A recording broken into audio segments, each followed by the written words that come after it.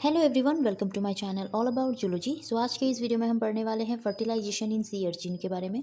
Developmental biology का जो है ये इंपॉर्टेंट टॉपिक होता है। CSIR नेट एग्जाम में जो है इसके ऊपर काफ़ी क्वेश्चंस पूछे जाते हैं। सो फर्टिलाइजेशन जो है किस तरीके से सी अर्चिन में होता है ये हम देखने वाले हैं। सो सी अर्चिन क्या होते हैं? ये इन्वर्टिब्रेट्स होते हैं, इकाइनोडर्म्स होते हैं, टिपिकली स्पाइनी होते हैं, ग्लोब्यूलर स्ट्रक्चर के होते हैं और मेराइन वाटर में जो है ये पाए जाते हैं।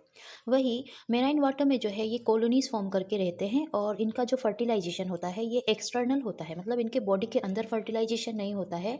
ये जो है एग और स्पर्म को सी वाटर में रिलीज करते हैं और वही जो है फर्टिलाइजेशन ऑकर होता है। अब इस फर्टिलाइजेशन में जो है बहुत सारे स्टेप्स जो है इन्वॉल्व है। जैसे कि फर्स्ट स्टेप जो है वो है sperm and egg recognition and attraction of sperm bye egg. जैसे कि मैंने कहा कि कॉलोनीज फॉर्म करके रहते हैं, सो बहुत सारे एग जो है रिलीज होंगे, बहुत सारे स्पर्म्स रिलीज होंगे।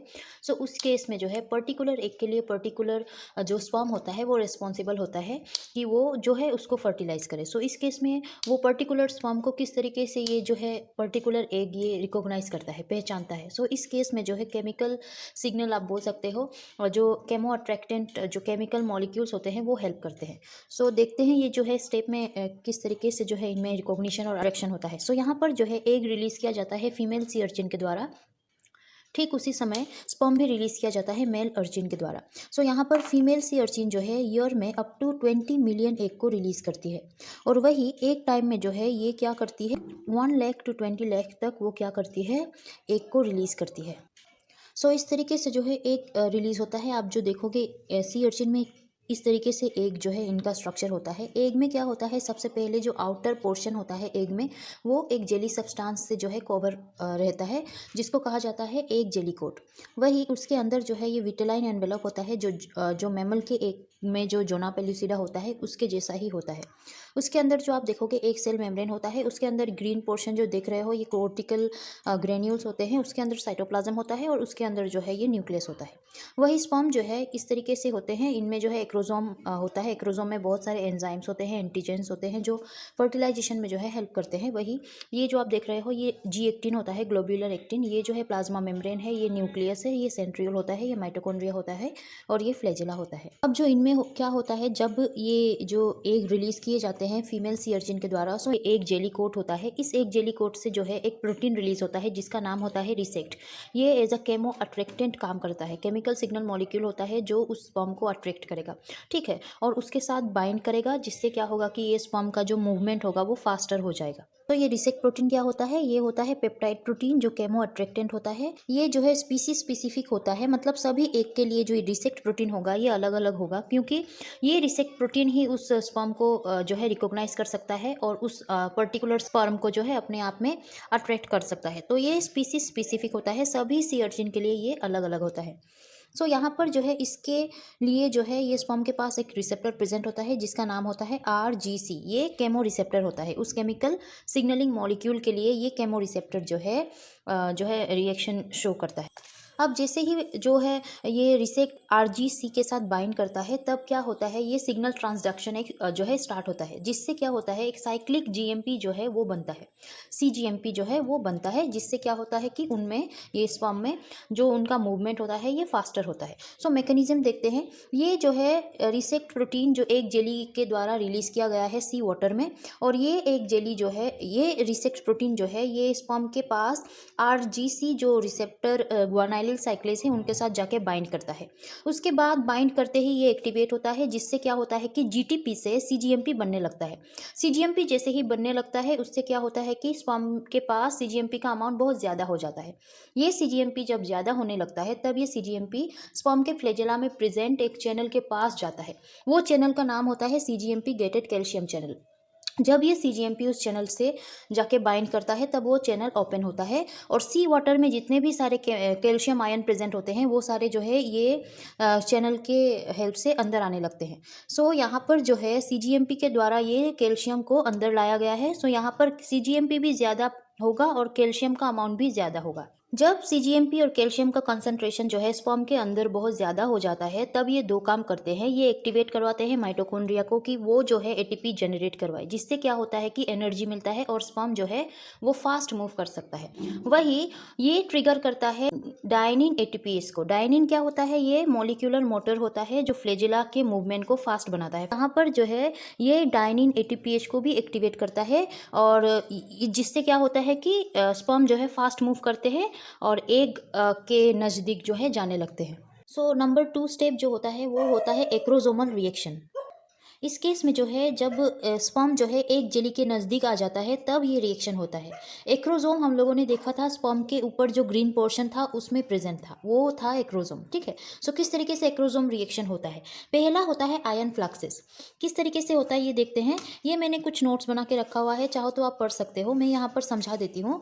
बेसिकली क्या होता है, जब स्पर्म जो है नज़दीक आता है एक जेली के, तो एक जेली और एक सिग्नल मॉलिक्यूल को रिलीज करती है। वो एक जेली सिग्नलिंग मॉलिक्यूल का नाम होता है फ्यूकस सल्फेट पॉलीमर और फ्यूकस रिच पॉलीसेकेराइड।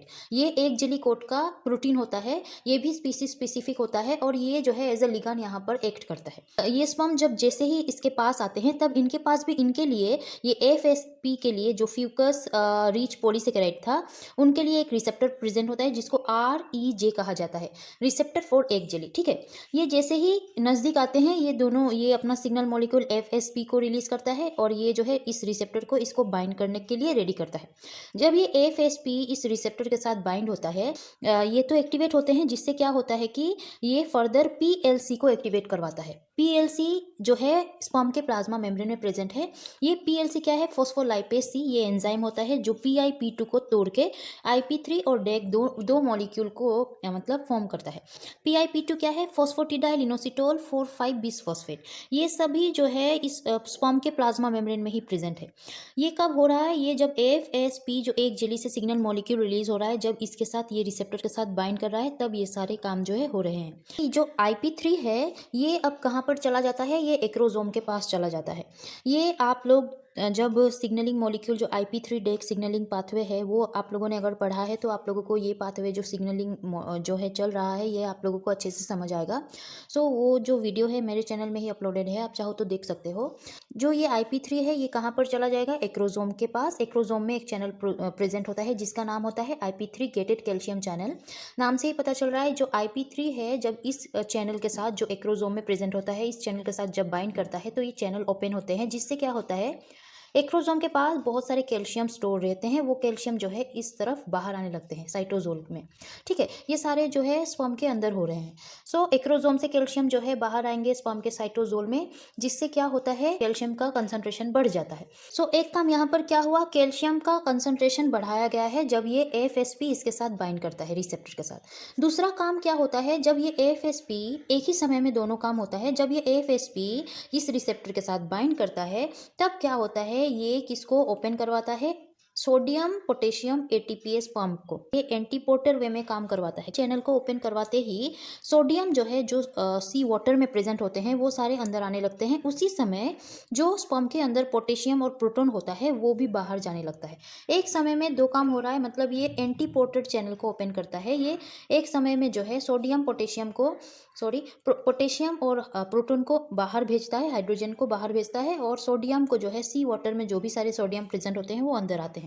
सो ये बेसिकली दो काम करवाता है। जब स्पर्म एक जेली के नज़दीक पहुंचता है, तब FSP जो है ये REJ रिसेप्टर के साथ बाइंड करता है जो स्पर्म के पास प्रेजेंट होता है। जब ये बाइंड करता है तो ये दो काम करवाता है। एक तो ये PLC को एक्टिवेट करवाता है, जिससे PIP2 जो है टूटता है और IP3 जो है फॉर्म होता है। वो IP3 जो है ये एक्रोसोम के पास जो चैनल प्रेजेंट होता है कैल्शियम चैनल, उसको ओपन करता है, जिससे एक्रोसोम में स्टोर कैल्शियम सारे बाहर आने लगते हैं, जिससे कैल्शियम जो है अंदर बहुत ज़्यादा होता है। वही यहाँ पर ये और भी काम क्या करवाता है, FSP जो है जब इस रिसेप्टर के साथ REJ रिसेप्टर के साथ बाइंड करता है, तो ये किसको ओपन करवाता है? सोडियम पोटेशियम ATPase पंप को। ये एंटीपोर्टेड चैनल को ओपन करवाता है, जिससे प्रोटॉन और पोटेशियम एक समय में बाहर जाते हैं, सी वाटर में रिलीज होते हैं और वही सी वाटर में प्रेजेंट सोडियम अंदर आने लगते हैं। सो ये क्या हो रहा है, कैल्शियम और सोडियम का अमाउंट जो है स्पर्म के अंदर ज़्यादा हो रहा है और वही प्रोटॉन और पोटेशियम जो है ये बाहर जा रहे हैं। सो इस तरीके से ये एक्रोसोमल रिएक्शन का फर्स्ट स्टेप होता है, 2 काम करवाता है after binding of FSP with REG। अब दूसरा स्टेप जो है ये क्या होता है एक्रोसोमल रिएक्शन का, acrosome and plasma membrane fusion. Acrosome का मेम्ब्रेन जो है, एक्रोसोम जो है वो और मेम्ब्रेन जो है प्लाज्मा मेम्ब्रेन, वो दोनों आपस में फ्यूज कर जाते हैं। किस तरीके से होता है, यहाँ पर जो है हमने देखा है फर्स्ट स्टेप में जो कैल्शियम लेवल था वो बहुत ज्यादा बढ़ गया था, कैल्शियम का कंसंट्रेशन जो है बहुत ज्यादा था स्पर्म के अंदर। सो उस केस में क्या होता है, ये स्पर्म का जो एक्रोसोम है ये फ्यूज कर जाता है प्लाज्मा मेम्ब्रेन के साथ। तो यहाँ पर बेसिकली ये डायग्राम में समझ सकते हो, नंबर ए देख रहे हो, वहां पर जो है ये इस तरीके से स्पर्म नॉर्मल स्पर्म था, ठीक है। बिफोर फ्यूजन क्या होगा कि इस तरीके से ये प्रेजेंट होता है, एक्रोसोम का मेम्ब्रेन या प्लाज्मा मेम्ब्रेन आप बोलो, ये होता है। ये ग्रीन पोर्शन जो देख रहे हो एक्रोसोम का कंटेंट होता है, एंजाइम सारे होते हैं, एंटीजन होता है। ये जो आप देख रहे हो ये ब्लैक डॉट, ये बिंडिन प्रोटीन है जो आगे बहुत हेल्प करता है। सो बिंडिन प्रोटीन प्रेजेंट होता है इसके अंदर इस तरीके से, उनके ठीक नीचे जो है ग्लोब्यूलर एक्टिन होता है और ये जो होते हैं ये न्यूक्लियस होते हैं। सो यहाँ पर जो आप देख सकते हो ये जो है ये इस तरीके से फ्यूज कर जाता है, इनका जो मेम्ब्रेन है ये एक्रोसोम और मेम्ब्रेन दोनों एक साथ इस तरीके से फ्यूज कर जाते हैं। कब, जब कैल्शियम बहुत ज्यादा होता है, ठीक है। सो ये किस तरीके से फ्यूज होंगे, इस तरीके से जो है एक्रोसोम का जो कंटेंट होगा अंदर का वो सारा बाहर निकल जाता है, ठीक है। कैल्शियम के ज्यादा होने के कारण ये इस तरीके से फ्यूज कर जाता है प्लाज्मा मेम्ब्रेन के साथ एक्रोसोम। सो एक्रोसोमल एंजाइम सारे जो है बाहर आते हैं, जिसमें क्या होता है ये एंजाइम जैसे कि प्रोटियोलाइटिक एंजाइम होता है जो आगे क्या करवाएगा, एक जेली को डाइजेस्ट करवाएगा, ठीक है। तो प्रोटियोलाइटिक एंजाइम होता है और हायालुरोनिडेज होता है, ठीक है। ये जो एंजाइम है ये बाहर की तरफ इस तरीके से एक्सपोज होते हैं, मतलब ये क्या करेंगे अब एक जेली को डाइजेस्ट करते हुए और अंदर पहुंचेंगे, ठीक है। सो यहाँ पर ये बिंडिन प्रोटीन इस तरीके से एक्सपोज होता है। अब ये जो हमें पढ़ना होगा ये ग्लोब्यूलर एक्टिन किस तरीके से मॉडिफाई होता है। सो नंबर सी स्टेप जो है ये क्या होता है, acrosomal exocytosis and G actin polymerization. Basically ये क्या था, एक्टिन मॉलिक्यूल था, ठीक है। ये एक्टिन मॉलिक्यूल जो है पॉलीमराइज कर जाते हैं और क्या फॉर्म करते हैं, एक्टिन फिलामेंट फॉर्म करते हैं। बेसिकली ये कब होता है, जब कैल्शियम ज्यादा होता है। सो यहाँ पर जो है RHOB ये प्रोटीन है, RHOB टाइप प्रोटीन होता है। ये बेसिकली एक्रोसोम में जो है प्रेजेंट होता है, एक्रोसोम के रीजन में और मिडिल पोर्शन ऑफ स्पर्म में, ठीक है। ये जो है एक्टिवेट होता है जब कैल्शियम इंक्रीज होता है, जिससे क्या होता है ये एक्टिन मॉलिक्यूल जो है ये आफ्टर पॉलीमराइजेशन एक्टिन फिलामेंट में कन्वर्ट होते हैं और इस तरीके से जो है आप देख रहे हो इस तरीके से जो है ये फिंगर लाइक प्रोसेस को फॉर्म करते हैं। यहाँ पर आप देखोगे यहाँ पर इस तरीके से जी एक्टिन था, ठीक है। अब ये इस तरीके से क्या होगा कि पॉलीमराइज कर जाएगा और पॉलीमराइज होने के कारण इस तरीके से फिंगर लाइक प्रोसेस को फॉर्म करता है। जो भी बिंडिंग इसके ऊपर प्रेजेंट था इस तरीके से ये एक्टिन माइक्रोफिलामेंट बन जाएगा पॉलीमराइजेशन के हेल्प से, तब ये बिंडिंग इस तरीके से बाहर मतलब एक्सपोज हो जाएंगे, मतलब अब ये रेडी है किसी के साथ बाइंड करेंगे। सो एक के रिसेप्टर के साथ ये बाइंड करते हैं, ये बिंडिंग प्रोटीन जो है इस तरीके से एक्सपोज हो जाते हैं। सो यहाँ पर स्टार्टिंग से मैं अच्छे से समझाती हूँ। पहले देखिए बिंडिन प्रोटीन क्या है, बिंडिन प्रोटीन जो है एडेसिव प्रोटीन होता है, ठीक है। एडेसिव मतलब ये चिपक जाएगा, एक के रिसेप्टर के साथ ये चिपक जाएगा, फर्दर सिग्नल जो है वो होता है। सो ये बेसिकली क्या होता है, स्पर्म के द्वारा रिलीज किया जाता है और ये जो है एक के रिसेप्टर के साथ अटैच होता है। बेसिकली पहले क्या था, कैल्शियम वगैरह वो रिलीज करवाया गया था PLC को एक्टिवेट करवा के, और जो एंटीपोर्टर चैनल था उससे एक्टिवेट करवा के सोडियम को जो है अंदर उनका कंसंट्रेशन बढ़ाया गया था। सो कैल्शियम के बढ़ने के कारण क्या हुआ था, ये नॉर्मल इस तरीके से स्पर्म एक जेली के पास आया था, ठीक है। उसके बाद इनमें क्या हुआ कि ये जी एक्टिन का पॉलीमराइजेशन हुआ, जिससे ये क्या हो गए इस तरीके से फिंगर लाइक प्रोसेस को इन्होंने फॉर्म किया था, जिससे ये बिंडिन जो है इस तरीके से एक्सपोज हुआ था। बट ये एक्रोसोम का जो कंटेंट सारा जो था एंजाइम हायालुरोनिडेज और ये जो एंजाइम्स प्रोटियोलाइटिक एंजाइम थे, वो इस एक जेली को इस तरीके से डाइजेस्ट करते हुए तरीके से अंदर आ जाते हैं। अब आप एक का स्ट्रक्चर अगर याद करो तो आफ्टर एग जेली जो लेयर था वो विटेलाइन एनवेलप था। सो इस तरीके से ये विटेलाइन एनवेलप है। इनके पास ये बिंडिंग जो एक्सपोज हुए हैं, इनके लिए इस विटेलाइन मेम्ब्रेन में एक रिसेप्टर प्रेजेंट होता है जिसका नाम होता है EBR1, एग बिंडिंग रिसेप्टर 1। ठीक है, सो मैं यहाँ पर आप देख सकते हो नंबर 1 में क्या हो रहा है, a sperm make contact with the egg jelly, contact कर रहा है एग जेली के साथ। किस तरीके से करेगा, एक्रोजोमल मेम्ब्रेन और एक्रोजोम आपस में फ्यूज होके क्या करेंगे, एंजाइम सारे बाहर निकालेंगे, उनके अंदर का जो एंजाइम होता है वो बाहर निकालेंगे और इनको जो है ये एग जेली को क्या करवा देंगे, डाइजेस्ट करवा देंगे। एक्रोजोमल मेम्ब्रेन ब्रेक्स डाउन, ठीक है, उसके बाद acrosomal enzyme digest the egg jelly coat. इस तरीके से अब ये अंदर आएगा, कहां पर आएगा, एक्टिन फिलामेंट पॉलीमराइज्ड, इस तरीके से पॉलीमराइज्ड हो जाता है actin filament. Process form binding receptor expose, ये बिंडिंग रिसेप्टर जो है एक्सपोज हो जाते हैं, जो अंदर थे वो बाहर अब एक्सपोज जो है हो जाते हैं। अब ये इस तरीके से अंदर आएगा। अब थर्ड स्टेप जो है ये क्या होता है, interaction of binding with receptor EBR1। अब ये रिसेप्टर के साथ बाइंड करेगा जो विटेलाइन मेम्ब्रेन में प्रेजेंट होता है EBR1, जो एक बिंडिंग रिसेप्टर 1 जिसको कहा गया है, जो क्या होता है 350 किलो डेल्टन का सल्फेटेड ग्लाइकोप्रोटीन होता है, ग्लाइको कंजुगेट कहा गया है। कार्बोहाइड्रेट रिसेप्टर होता है जो बिंडिंग प्रोटीन के साथ इंटरेक्शन शो करता है। सो यहाँ पर आफ्टर बाइंडिंग क्या होगा, ये रिसेप्टर जब बिंडिंग प्रोटीन के साथ बाइंडिंग करेंगे तब क्या होता है, प्लाज्मा मेम्ब्रेन का जो है फ्यूजन होता है। यहाँ पर 4th नंबर स्टेप में आप देखोगे fusion of plasma membrane of egg and entry of sperm. जब ये प्लाज्मा मेम्ब्रेन फ्यूजन शो करेंगे तब क्या होता है, ये स्पर्म जो है इजीली सभी लेयर को पेनिट्रेट करके अंदर आ सकता है एग के। ठीक है, सो यहाँ पर बेसिकली क्या होता है, after binding binding with EBR1 receptor, ये क्या करता है, टायरोसिन काइनेज को एक्टिवेट करता है, ट्रिगर करता है टायरोसिन काइनेज के एक्टिविटी को, जिससे क्या होता है, फॉस्फोलाइपेज C जो एक प्लाज्मा मेम्ब्रेन है उसमें प्रेजेंट होता है, ये फॉस्फोलाइपेज C। पहले इसके पहले सेम ही जो है मैकेनिज्म हम लोगों ने देखा था, इस तरीके से स्पर्म के बॉडी में जो स्पर्म के प्लाज्मा मेम्ब्रेन में फॉस्फोलाइपेज जो है प्रेजेंट था वो एक्टिवेट होता था, जिससे चैनल को ओपन करता था, उससे क्या होता था कि आयंस अंदर आते थे। उसी तरीके से यहाँ पर एक के प्लाज्मा मेम्ब्रेन में ये फॉस्फोलाइपेज C प्रेजेंट होता है। EBR1 जब बिंडिंग के साथ बाइंडिंग शो करता है, बाइंडिंग करता है, तब टायरोसिन काइनेज के एक्टिविटी को ट्रिगर किया जाता है, जिससे फॉस्फोलाइपेज C जो एक प्लाज्मा मेम्ब्रेन में प्रेजेंट होता है वो क्या होता है, एक्टिवेट होता है। जब फॉस्फोलाइपेज C एक्टिवेट होता है तब क्या होता है, PIP2 जो फॉस्फेटिडाइल इनोसिटोल 4,5 बिसफॉस्फेट था वो भी प्लाज्मा मेम्ब्रेन में ही प्रेजेंट है, एक के प्लाज्मा मेम्ब्रेन में। वो क्या होगा, टूटेगा, 2 मॉलिक्यूल में टूटता है, IP3 और डेग, इनोसिटोल ट्राइफॉस्फेट और डाई एसाइल ग्लिसरॉल।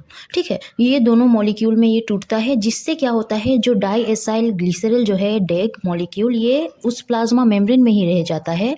बाकी जो IP3 है वो फर्दर कहाँ पर जाता है, एंडोप्लाज्मिक रेटिकुलम के। रेटिकुलम कहाँ पर प्रेजेंट होता है, एग के पास। एग में जो है प्लाज्मा मेम्ब्रेन में सारा काम हो रहा है और एग के ही पास ये जो एग का एंडोप्लाज्मिक रेटिकुलम है उसके पास ये IP3 जो है ये जाके बाइंड करता है, उनके पास चैनल होता है जिससे क्या हो, कैल्शियम अंदर आए। ठीक है, सो यहाँ पर IP3 गेटेड जो कैल्शियम चैनल है वो ER के पास प्रेजेंट होता है, उसके सरफेस में प्रेजेंट होता है। वो कब खुलता है, जब IP3 उसके साथ बाइंड करता है, उस चैनल के साथ, और ये जो है एक के अंदर हो रहा है, ये याद रखिएगा। ठीक है, सो IP3 जैसे ही उस चैनल के साथ बाइंड करता है तो वो चैनल जो है ओपन होता है, जिससे कैल्शियम अंदर आते हैं, इन्फ्लक्स होता है, और कैल्शियम जो है साइटोजोल में मतलब बाहर आते हैं, साइटोजोल में आते हैं। उससे क्या होता है, कोर्टिकल ग्रेन्यूल, आपको याद होगा, आप याद करो जो हम लोगों ने स्ट्रक्चर देखा था एक का, तो ग्रीन जो सर्कुलर स्ट्रक्चर मैंने बनाया था इस तरीके से रिंग वाइज, ये रहा, ये कोर्टिकल ग्रेन्यूल्स यहाँ पर हेल्प करते हैं। क्या करते हैं, ये जो है फ्यूज कर जाते हैं इस प्लाज्मा मेम्ब्रेन के साथ। इस तरीके से जो है आप फ्यूजन देखोगे, जब ये सारा प्रोसेस होता है, जो कैल्शियम अंदर आने लगते हैं तो ये फ्यूजन होता है कोर्टिकल ग्रेन्यूल का प्लाज्मा मेम्ब्रेन के साथ। जब ये फ्यूजन होता है, स्पर्म के लिए अच्छा खासा जो है रास्ता बन जाता है, जिससे ये आसानी से सारे मेम्ब्रेन को वो पार करके अंदर आ सके। एक जेली को तो पहले ही उसने डाइजेस्ट कर दिया था स्पर्म ने, अब विटेलाइन मेम्ब्रेन के लिए भी रास्ता बन चुका है, इसके फ्यूज़ होने के कारण इसमें भी जो है आसानी से ये पार कर सकता है, इसको पेनिट्रेट कर सकता है। सो इस तरीके से जो है ये सारे स्टेप्स को फॉलो करके स्पर्म जो है ये एक के साइटोप्लाज्म में, मतलब एक के अंदर पहुंच पाता है। सो इतना सारा स्टेप करने के बाद, फॉलो करने के बाद बेचारा स्पर्म जो है ये उस एग को फर्टिलाइज कर सकता है। सो सी अर्चिन में जो है इस तरीके से फर्टिलाइजेशन होता है। आप लोग ये पिक्चर देखो, यहाँ पर जो है इस तरीके से एग था, एक जेली मेम्ब्रेन जो मैंने एक जेली कोट दिखाया था उसको इसने डाइजेस्ट किया था। ये विटेलाइन मेम्ब्रेन के पास EBR1 रिसेप्टर था जो कि इनके पास बिंडिंग प्रोटीन था, एक्सपोज हो चुका था आफ्टर पॉलीमराइजेशन। सो ये एक्सपोज हो चुका था बिंडिंग प्रोटीन।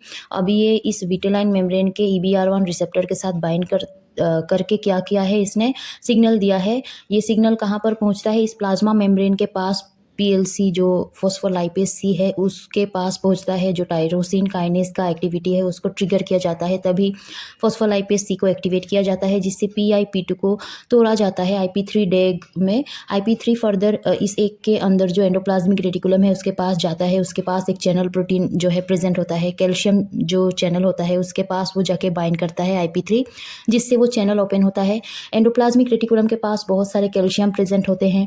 सो वो कैल्शियम जैसे ही वो चैनल ओपन होता है, कैल्शियम सारे बाहर आते हैं साइटोप्लाज्म में, और एक में जो है ये कोर्टिकल ग्रेन्यूल, जैसे ही कैल्शियम आने लगते हैं बाहर साइटोप्लाज्म में, सो कोर्टिकल ग्रेन्यूल क्या हो जाता है, इस प्लाज्मा मेम्ब्रेन के साथ फ्यूज हो जाता है, और इस तरीके से जो है सी अर्चिन में फर्टिलाइजेशन कंप्लीट होता है। एक और स्टेप होता है पोलिस्पर्मी, उसके लिए भी एक बड़ा टॉपिक जो है पढ़ना पड़ता है। सो ये जो वीडियो है ऑलरेडी बहुत लंबा हो चुका है, इसमें हम लोगों ने फर्टिलाइजेशन के बारे में देखा है, सी अर्चिन में किस तरीके से फर्टिलाइजेशन होता है। अगले वीडियो में हम देखेंगे पोलिस्पर्मी को किस तरीके से रोका जाता है सी अर्चिन में।